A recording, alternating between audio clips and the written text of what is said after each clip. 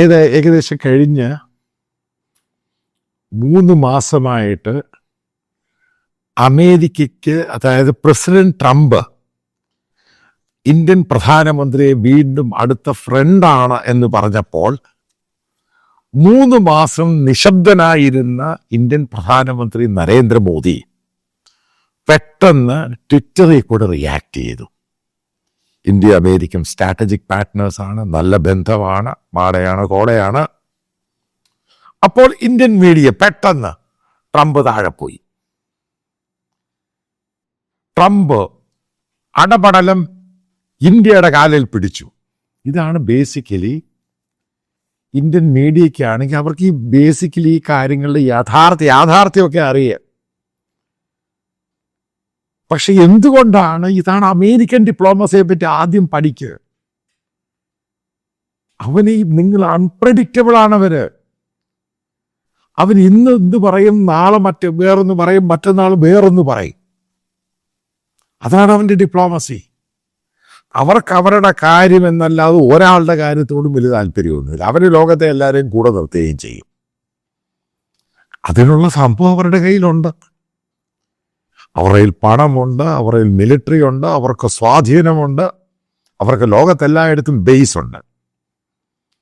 എന്തുകൊണ്ടാണ് നിശബ്ദനായിരുന്ന പ്രധാനമന്ത്രി പെട്ടെന്ന് അമേരിക്കൻ പ്രസിഡന്റ് ഇങ്ങനൊരു ട്വീറ്റ് ചെയ്ത് കഴിഞ്ഞപ്പോൾ അതിന് ഒരു ദിവസം മുമ്പ് മനസ്സിലാക്കുക, ഇന്ത്യ ചൈനയുടെ കൂടെ പോയി, റഷ്യയുടെ കൂടെ പോയി അവർക്ക് മംഗളം നേർന്നു. അത് ട്വീറ്റാണ്, അയാളുടെ സോഷ്യൽ ട്രൂത്ത് എന്ന് പറഞ്ഞാൽ അയാളുടെ ഓൺ സോഷ്യൽ മീഡിയ പ്ലാറ്റ്ഫോമിൽ എഴുതിയതാണ്. ബ്ലൂംബർഗിന് വേണ്ടി അതിന് കൊടുത്ത ഇന്റർവ്യൂവിൽ ഹോവാർഡ് ലുപ്റ്റിക്, അമേരിക്കൻ ട്രേഡ് സെക്രട്ടറി, എന്താ പറഞ്ഞത്? ഇന്ത്യ ക്ഷമ ചോദിക്കണം, ബ്രിക്സിന്റെ അത് ഒഴിഞ്ഞു മാറണം. അതായത് ഇന്ത്യയുടെ ചരിത്രത്തിൽ ആദ്യമായിട്ട് ഒരാൾ വാൺ ചെയ്തു. അതായത് പാകിസ്ഥാനെയൊക്കെ വാൺ ചെയ്യും, മറ്റുള്ളവരൊക്കെ വാൺ ചെയ്യും, പക്ഷെ അമേരിക്ക ഡയറക്റ്റ് വാൺ ചെയ്തു. ഈ 71 വാറിന് ഇന്ദിരാഗാന്ധിയെ വാൺ ചെയ്ത് ഇന്ദിരാഗാന്ധി മൈൻഡ് ചെയ്തില്ല.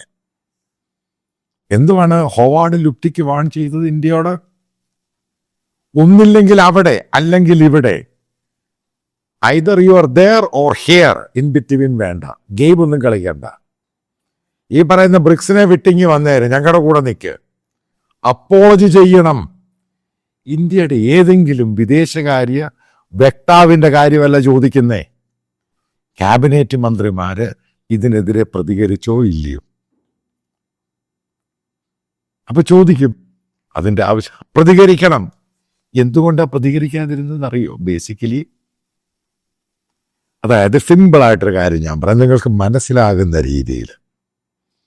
നമ്മുടെ യൂസഫ് അലിക്ക് എടപ്പള്ളിയിൽ മാളുണ്ട്, എ ഗ്രേറ്റ്.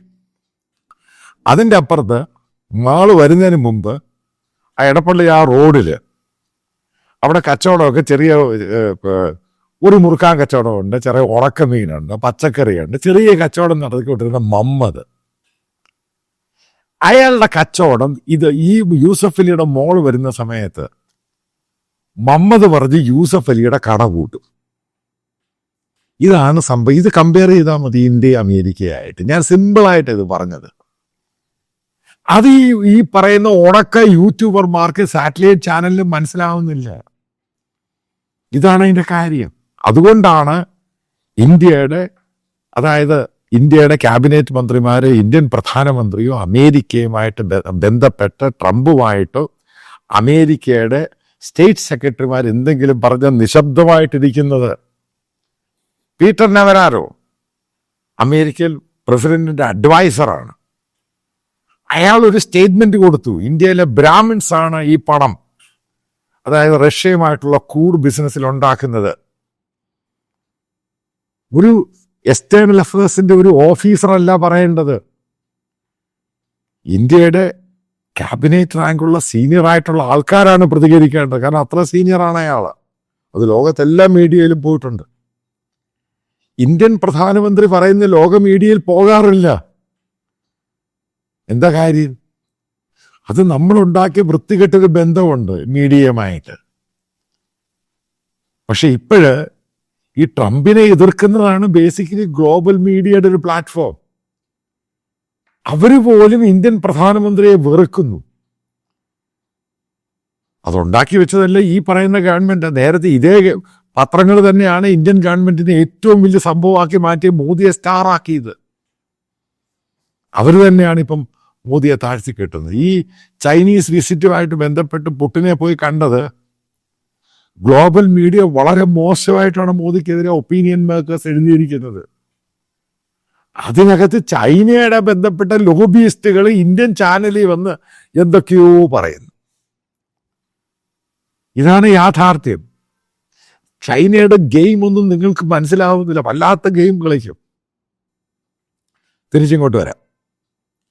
എന്തുകൊണ്ടാണ് ചൈനയിൽ നിന്ന് പോയി ചൈനയുടെ മിലിറ്ററി പരേഡൊക്കെ കഴിഞ്ഞ് പെട്ടെന്ന് മോദി റിയാക്ട് ചെയ്തതിൻ്റെ കാര്യം എന്താ? ഈ ചൈനീസ് വെപ്പൺ കണ്ടിട്ട്. ചൈനീസ് വെപ്പൺ കണ്ടിട്ട് തരുന്നത് ഇന്ത്യൻ പ്രധാനമന്ത്രിക്ക് അയാൾ അഡ്വൈസ് ചെയ്യുന്നവർക്ക് ഇന്ത്യയുടെ ആൾക്ക്, അതായത് RSS ആണെങ്കിലും ഇന്ത്യയെ സ്നേഹിക്കുന്നവർക്ക് കൃത്യമായിട്ട് പിടികിട്ടി ഈ ചൈനീസ് വെപ്പൺ എല്ലാം ഉപയോഗിക്കാൻ പോകുന്ന ഇന്ത്യക്കെതിരെയാണ്. ഇന്ത്യക്ക് സപ്പോർട്ട് ചെയ്യില്ല. അതുകൊണ്ടാണ് ഏതെങ്കിലും രീതിയിൽ അമേരിക്കയുമായിട്ട് പറഞ്ഞ് ധാരണയിലാകാൻ തീരുമാനിച്ചിരിക്കുന്നത്. ഇതാണ് ഇതിൻ്റെ കാര്യം. ഇത് 2-3 മാസം കഴിഞ്ഞാൽ ഇന്ത്യ പോകും, സറണ്ടർ ചെയ്യും. ഞാൻ കൃത്യമായിട്ട് പറയാം. അല്ലെ ഇന്ത്യക്ക് വേറെ വഴിയൊന്നുമില്ല. ഈ റഷ്യയുമായിട്ടുള്ള ക്രൂഡ് ബിസിനസ്സും ഇതൊക്കെ നിർത്തും. കൃത്യമായിട്ട് പറയാം. കാരണം ഇന്ത്യക്ക് ഒറ്റയ്ക്ക് പോകാൻ പറ്റത്തില്ല. ഇന്ത്യ നേരത്തെ ഒറ്റയ്ക്ക് പോകാറ്. കാരണം ഇന്ത്യക്ക് പേടിയൊന്നുമില്ല. ഈ പറയുന്ന പോലെ നമ്മുടെ എക്കോണമി ഒന്നും വളർന്നിട്ടില്ല. ഇന്ന് അങ്ങനല്ല സ്ഥിതി. നമ്മൾ ഡോളർ വെച്ച് ട്രേഡ് നടത്തുന്ന ഒരു രാജ്യമായി ഇന്ത്യ. ഇന്ത്യയുടെ ഏറ്റവും വലിയ ട്രേഡ് പാർട്ണർ അമേരിക്കയാണ്. അമേരിക്ക യൂറോപ്യൻ രാജ്യങ്ങളോട് പറഞ്ഞാൽ അവരും ഇന്ത്യക്കെതിരെ ട്രേഡൊക്കെ നിർത്തും. വല്ലാത്ത പ്രഷർ കയറി വരും.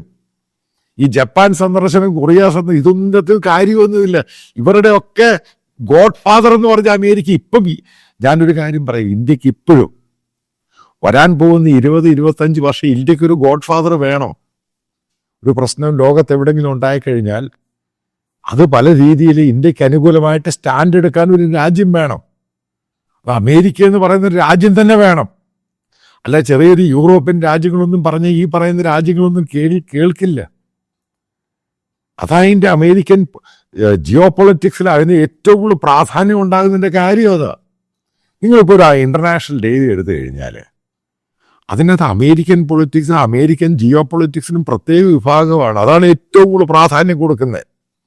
ലണ്ടനിൽ നിന്ന് ഇറങ്ങുന്ന പത്രങ്ങൾ പോലും അമേരിക്കൻ പൊളിറ്റിക്സിനും അമേരിക്കൻ ജിയോ പൊളിറ്റിക്സും അവരുടെ സ്വാധീനം അതിനാണ് ഏറ്റവും കൂടുതൽ പ്രാധാന്യം. എന്താണ് ജർമ്മൻ പത്രങ്ങൾ കൊടുക്കുന്നത്? എന്തുകൊണ്ടാണ് ഫ്രഞ്ച് പത്രങ്ങൾ കൊടുക്കുന്നത്? എന്തുവാണ് ഈ ഗ്ലോബലായിട്ടുള്ള ചാനലൊക്കെ അമേരിക്കൻ പൊളിറ്റിക്സിനും അവരുടെ ജിയോ പൊളിറ്റിക്സിന്റെ പ്രാധാന്യത്തിന് ഏറ്റവും കൂടുതൽ പ്രാധാന്യം കൊടുക്കുന്നത്? അവർക്കൊക്കെ അറിയാം. അവരാണ് തീരുമാനിക്കുന്നത്. അവരാണ് ലോകത്തിന്റെ ഏറ്റവും വലിയ മാർക്കറ്റ്. ലോകത്തിന്റെ മാർക്കറ്റിന് 43% അമേരിക്കയാണ്. ആകെ 33 കോടി ജനമേ ഉള്ളൂ. അതാണ് മനസ്സിലാക്കേണ്ട പ്രധാനപ്പെട്ട ഘടകം. 33-34 കോടി ജനവുമുണ്ട്. ലോകത്തിന്റെ 47% മാർക്കറ്റും അവന്റെ കയ്യിലാണ്. ട്രേഡും അവന്റെ കയ്യിലാണ്. അപ്പൊ അതിന്റെ മുമ്പിൽ യൂസഫ് അലി മുഹമ്മദിന്റെ ആ മുറുക്കാൻകട എന്നുള്ള വ്യത്യാസമാണ് നിങ്ങൾ ഈ പറയുന്നത്. സിമ്പിളായിട്ട് ഇത് ഞാനിത് പറഞ്ഞ് ഇന്ത്യ താഴ്ത്തി കെട്ടാൻ വേണ്ടി പറഞ്ഞതല്ല. നമ്മളിപ്പോഴും ഇത്രയേ ഉള്ളൂ. ബാക്കിയെല്ലാം പൊലിപ്പിച്ച കള്ളത്തരങ്ങൾ മാത്രമോ. ഇത് പൊട്ടിത്തീരി ഇത് നമ്മൾ ഈ പറയത്തില്ലേ, നമ്മൾ ഊതി വെറുപ്പിച്ച ബലൂണ് പൊട്ടിക്കഴിഞ്ഞാൽ പൊട്ടി അങ്ങ് തീരും. ഇത് പൊട്ടാൻ സമ്മതിക്കരുത്. അതാണ് അതിൻ്റെ പ്രാധാന്യം എന്ന് പറയുന്നത്. എന്നാൽ മാത്രമേ മറ്റുള്ള രാജ്യങ്ങളൊക്കെ നമ്മളുമായിട്ട് ഒത്തുചേർന്ന് പോവുകയുള്ളൂ. ഇപ്പൊ ഇന്ന് French president Emmanuel Macron Indian പ്രധാനമന്ത്രിയുമായിട്ട് ടെലിഫോണിൽ സംസാരിച്ചു. ട്രേഡ് എന്ത് കാര്യമായി? ഫ്രാൻസുകാരിങ്ങോട്ട് ഈ സാധനങ്ങൾ ഇന്ത്യയിൽ വലിയ ഇൻവെസ്റ്റ്മെന്റിന്റെ കാര്യമാണ് സംസാരിച്ചത്. അല്ല, നേരത്തെ ആ പറഞ്ഞ വീഡിയോയിൽ പറഞ്ഞ കണ്ടന്റ് തന്നെ. ഇന്ത്യ ഇടപെടണം, റഷ്യ ഉക്രൈൻ വാർ നിർത്തണം, അതിന് ഇന്ത്യയുടെ സഹായം ഞങ്ങൾക്ക് വേണം. അതായത് യൂറോപ്യൻ രാജ്യങ്ങൾ പൊട്ടൻഷ്യലായുള്ള ത്രെട്ടിലാണ് റഷ്യ മുഖാന്തരം. അതിന് ഇന്ത്യ ഇടപെടണം. ഈ റഷ്യയുടെ ക്രൂഡ് വാങ്ങിയിരുന്ന് നിർത്തണം, ഞങ്ങളുടെ കൂടെ സഹകരിക്കണം. ഇതൊക്കെ ഡിപ്ലോമസിയുടെ ഭാഗമാണ്. അതിന് ചിലപ്പോൾ ഇവിടുത്തെ പത്രം ഇമാനുവൽ മാക്രോന്റെ ഭയങ്കര സപ്പോർട്ട് ട്രംപിനെ മാറ്റുക. അതല്ല ഇത്. ട്രംപിനേക്കാളും പൊട്ടൻഷ്യലി ഏറ്റവും കൂടുതൽ ഭയം ഈ റഷ്യ ഉക്രൈൻ വാറിൽ യൂറോപ്യൻ രാജ്യങ്ങൾക്കാണ്. അവരെ ഭയങ്കരമായിട്ട് ഇത് ബാധിച്ചിട്ടുണ്ട് എല്ലാ വെർട്ടിക്കൽസിലും. ഇതാണ് എൻ്റെ പ്രാധാന്യം. അല്ലാതെ നമ്മൾ ഈ പറയുന്ന ഗ്രൗണ്ടിൽ നിന്ന് കാര്യങ്ങൾ കാണുക എന്തുവാ സംഭവിച്ച്. എന്നിട്ട് ഈ പല ഇന്റർനാഷണൽ ഡെയിലീസിലൊക്കെ വരുന്ന വാർത്തകൾ എടുത്ത് നോക്ക്. അതിനകത്തൊക്കെ വളരെ കൃത്യമായിട്ട് ക്ലാരിറ്റിയോട് തന്നെയാണ് എഴുതിയിരിക്കുന്നത്. കാരണം ഇത് ഇന്ത്യയുടെ പോക്ക് തെറ്റാണ്. ചൈന എടുത്ത് പോയതും റഷ്യ എടുത്ത് പോയതും തെറ്റാണ്. ഈ സന്ദർഭത്തിൽ പോകരുതായിരുന്നു. കാരണം ഏറ്റവും കൂടുതൽ ലോകം ഭയക്കുന്നതാണ് റഷ്യ ഉക്രൈൻ വാറ്. ആ സന്ദർഭത്തിൽ പെട്ടെന്ന് പുടിനെ കാണാനും ചൈനയെ കാണാനും പോകരുതായിരുന്നു. കാരണം അവർക്കും ത്രട്ടായി ഇത്. കാരണം ഗ്ലോബൽ ജിയോ പൊളിറ്റിക്സിന്റെ ഒരു ഗ്ലോബൽ ഓർഡർ ഉണ്ട്. ആ ഗ്ലോബൽ ഓർഡർ എന്ന് പറയുന്നത് അതിനെതിരെ തുഴയാനാണ് പുടിനും ചൈനയും ശ്രമിക്കുന്നത്. അപ്പോൾ അവരുടെ രീതിയിലൊരു ഫോർമേഷൻ ഉണ്ടാക്കിയെടുക്കണം. അതിനകത്ത് കുറച്ച് കഴിയുമ്പോൾ ചൈന അങ്ങ് കയറിപ്പോവുക. അപ്പം അതിനുള്ള സാഹചര്യം ഇന്ത്യ ഉണ്ടാക്കി കൊടുക്കരുത്.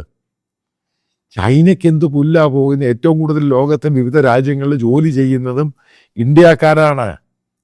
അവനെയൊക്കെ ഇത് ബാധിക്കുകയാണ്.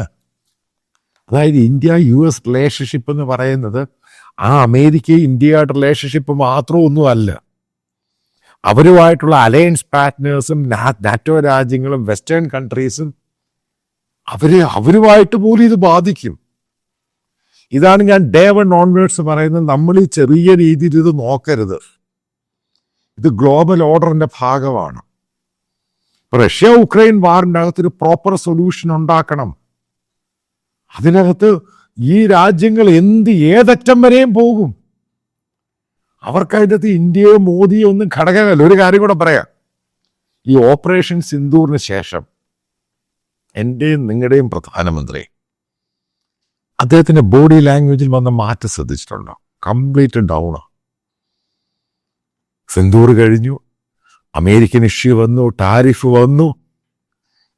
അദ്ദേഹം ഇതൊന്നുമല്ല, അതിശക്തമായിട്ട് മുന്നോട്ട് പോയി ബോഡി ലാംഗ്വേജും പ്രസംഗവും എല്ലാം ചെയ്തുകൊണ്ടിരുന്നയാള് പെട്ടെന്നങ്ങ് ഡൗണായി. എന്താ ഡൗണായത്? കാരണം ആ ഒരു എപ്പിറ്റോമിൽ നിന്ന് ഒരാളാണ് താഴോട്ട് പോയത്. അവസാനം അദ്ദേഹം പറയേണ്ടി വന്നു, ഒരു നിവർത്തിയുമില്ലാതെ. രാഹുൽ ഗാന്ധി എൻ്റെ അമ്മയെക്കുറിച്ച് പറഞ്ഞു. ഒരു ഇന്ത്യൻ പ്രധാനമന്ത്രിയുടെ ഗതികേട് ആലോചിച്ച് നോക്കുക. ഈ പറയുന്ന ഇന്ത്യൻ പ്രധാനമന്ത്രി രാഹുൽ ഗാന്ധിയെ ജാരസന്തതി എന്ന് പറഞ്ഞില്ലേ? സോണിയാഗാന്ധി എന്തൊക്കെ പറഞ്ഞു? ഇതൊക്കെ പൊളിറ്റിക്സ് ആണ്. പക്ഷെ അദ്ദേഹം ഈ രീതിയിലോട്ട് പോകണമെന്നുണ്ടെങ്കിൽ അത്രമാത്രം ഷോക്കിംഗ് ആണ് ഈ സംഭവം. കാരണം ഇന്ത്യൻ പ്രധാനമന്ത്രിക്ക് പിടികിട്ടിയത് വല്ലാത്ത പോക്കാ പോകുന്നത്. ഇത് ചാടിയും പോയി, എടുത്തും ചാടിപ്പോയി. എന്ത് ചെയ്യാൻ പറ്റും? വ്യക്തമായ ട്രാപ്പിലാണ് മോദി. ഈ ട്രാപ്പിൽ നിന്ന് പുറത്ത് കിടക്കുക എന്നുള്ളതാണ് ഏറ്റവും പ്രാധാന്യം. അല്ലാതെ ഇത്രയും നാളും ട്രംപും അമേരിക്കൻ സ്റ്റേറ്റ് സെക്രട്ടറിമാരും പല ആൾക്കാർ ഇത്രമാത്രം മോശമായിട്ട് ഇന്ത്യൻ എക്കോണമിയെ പറ്റി ഡെഡ് എക്കോണമി എന്നൊക്കെ പറഞ്ഞ് ഒരക്ഷരം ഇന്ത്യൻ പ്രധാനമന്ത്രി മിണ്ടിയില്ല. ചോദ്യം എന്താ കാരണം? സിമ്പിളാ ഉത്തരം, ഭയന്നിട്ടായത്. അല്ലാതെ ഈ വെല്ലുവിളിയൊന്നും ഇന്ത്യൻ ഗവൺമെന്റ് ഏറ്റെടുക്കുന്നില്ല. കാരണം അവർക്കറിയാം അവരാരോടാ കളിക്കുന്നത്. അല്ലാതെ ഒരു യൂട്യൂബുകാരൻ്റെ ഇത് തള്ളുന്നൊന്നും അല്ല. കാരണം ഗെയിം വല്ലാത്ത ചേഞ്ചായിട്ട് മാറിക്കൊണ്ടിരിക്കുക. ഇന്ത്യക്കെതിരെ ഗ്ലോബൽ രാജ്യങ്ങളെല്ലാം ഒന്നിക്കുന്ന ഒരു സ്ഥിതിയിലോട്ട് പോകുന്നു. അവസാന തുരുമ്പിന് വേണ്ടിയാണ് SCOയിൽ പോയത്.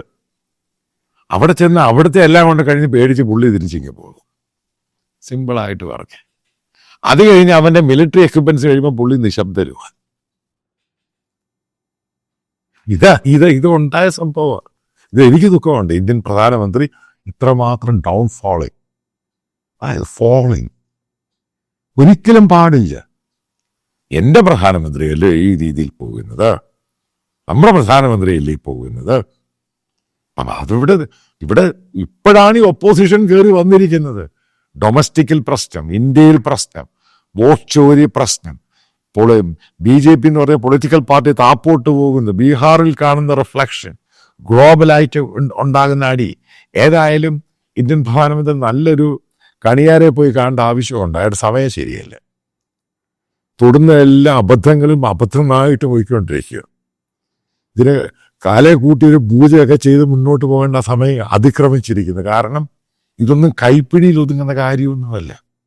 അതായത് കഴിഞ്ഞ 3-4 മാസം കൊണ്ട് ഇന്ത്യ ഗവൺമെന്റിനും ഇന്ത്യ എന്ന് പറഞ്ഞ രാജ്യത്തിനും ഇന്ത്യൻ പ്രധാനമന്ത്രിക്കും വന്നിരിക്കുന്ന കഷ്ടകാലമാണ്.